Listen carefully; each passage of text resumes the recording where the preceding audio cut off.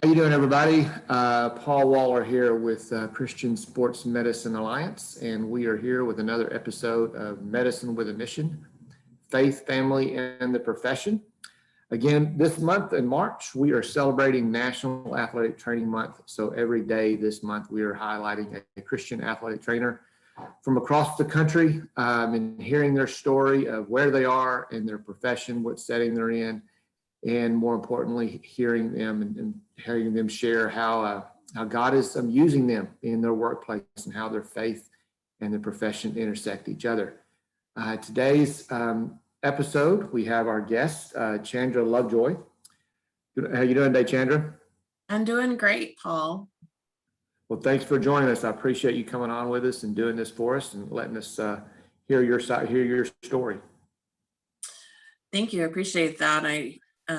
It's great to hear stories of other believers, and Scripture tells us as iron sharpens iron, so another person sharpens another person, and I feel like we should constantly hold up other believers, especially in this profession. Absolutely. So give us a little background about where you are and what your setting is, and and just kind of go into your story.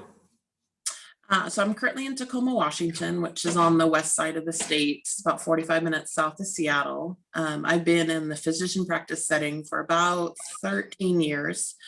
It's a job I created with another physician in 2007. After doing a few different things. So my story, do you want all the way back to like my educational paths? And as far as you want to go back. Yep. So I ended up going to Washington State University. I was actually raised in Hawaii, and athletic training was not offered as an undergrad degree. So I started looking at other schools, and it felt very strongly being guided towards Washington State. And I had a lot of friends tell me, well, that's a party school. And I'm like, well, only if you choose to do that, and I was put into dorms that I didn't ask for. And I was really upset. And I'm like, okay, God, what are you doing there? Because I don't want to be there. Well, I ended up with a fairly strong Christian roommate who we both ended up getting invited to Fellowship of Christian Athletes. So immediately God provided a way for me to plug in and get connected. I had at that time an ROTC scholarship for the Air Force, but it was in nursing. But my recruiter had told me, once you're in, we can get it switched to physical therapy, because I was going to do the athletic training degree as my bachelor's and go on to PT. But what had happened is I was actually born in Canada and couldn't get my citizenship changed fast enough. So I ended up losing the ROTC scholarship, which was devastating at the time. But looking back, I could see how God navigated that towards my path. And so I was able to easily switch my major into athletic training and start pursuing that. But I was also able to shadow physical therapists at the time and realize that wasn't my passion, that athletic training really was where I was supposed to be navigated at. But between that major and being in the FCA program, it allowed me to build some really great friendships and connections with athletes and athletes that were believers, and always opened the door to being able to pray with them if things were permitted, which I could see God blessing as I continued to do that. Once I graduated, I got into a physical therapy clinic and worked outreach, and could see, I apologize, lost my train of thought. But I could begin to see God to move in that realm too. I was able to get connected with a couple coaches who did Young Life in the area. So I got plugged in with Young Life. And because the kids at the school could see me as a part of Young Life, they would come and open up more to you and allow you to pray with them and seek you out. And, that I was always careful, because you have to be careful in the public school setting, but I found that to be a blessing. I had some challenges with our bosses. My mom also died right after I graduated from college, and kind of needed a reset year. So I went over to work at the YMCA, and I worked in their medically adaptive classes.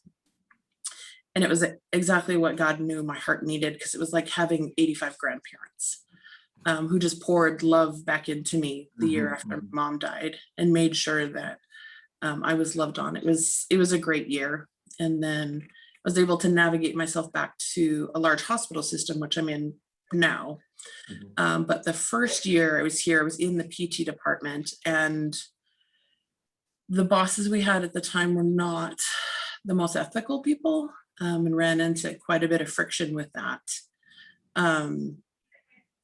And we were able to start the interview process for a sports med doctor, and I was able to present the package for the physician extender position, as it was known at that time, and he was interested, but the leaders at the time ended up laying off a whole bunch of people, and a lot of people quit just because of the toxic environment that we were in. A lot of my coworkers were believers at that time, so we just continued to hold each other up in prayer.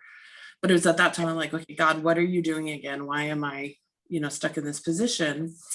But I was able to stay in the hospital position, move over to admin. And then the physician that I had interviewed sought me out a year later. And he said, hey, we really like to redevelop this position. We'd really like to redeem the situation. He was a believer, which was amazing. And would you like to come create this position with me and go forward? And we did that 13 years ago. And that's been a blessing. And I think being able to navigate through some of those things that you consider to be deep valleys, and then come out of it realizing God has a purpose for some of these things that you walk through. And in the moment you're like, this isn't fair. Where's my hope in this? Where's, how do I refocus on God and see, what are you trying to teach me? Where are you trying to lead me? Was also good for my own personal perseverance and trials by faith. And it's been a blessing to be able to work in an environment where there are a few other believers and we can hold each other up. The physician who created the job with me is a believer, and he got promoted, and the new physician is also a believer. So that's been a great thing to have in this clinic. And he has no problems if the patient opens the door with me praying with our patients, and encourages that. And I feel supported in that way. So that's kind of where I've seen God take my journey. Yeah. So, and have you seen the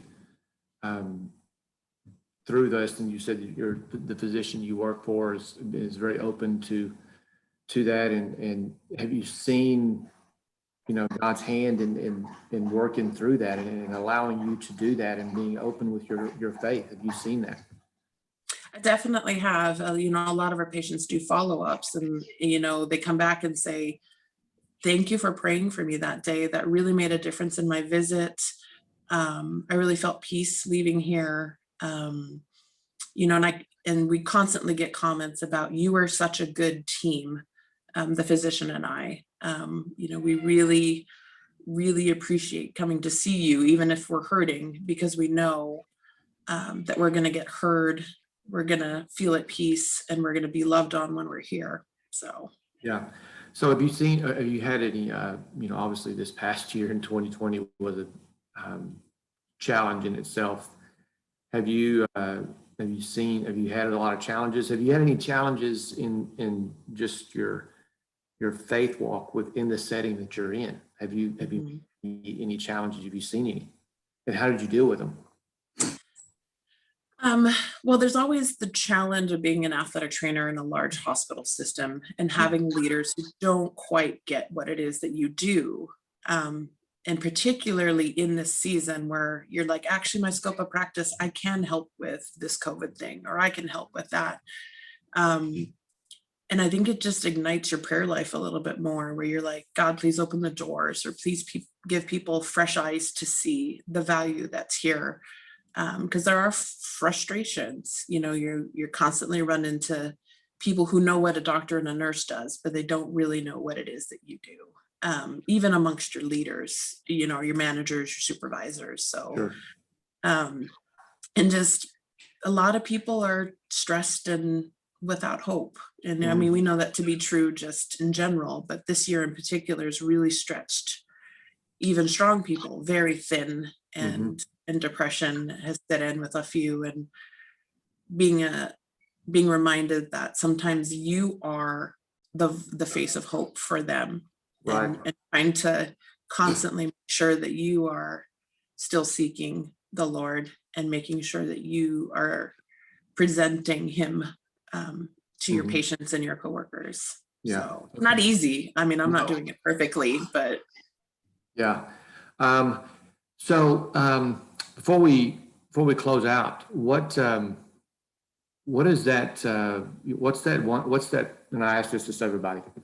What is that one verse or verses that you would say is your foundation of your life? Your life verse, the one that really that you hang your hat on, that you go to every day. I have two. Okay. I'm prone to anxiety and being distracted. And so Isaiah 26:3, it says, "You will keep in perfect peace him whose mind is steadfast because he trusts in you." Yeah. And reminding me to refocus and being steadfast in God's faithfulness and what he's promised.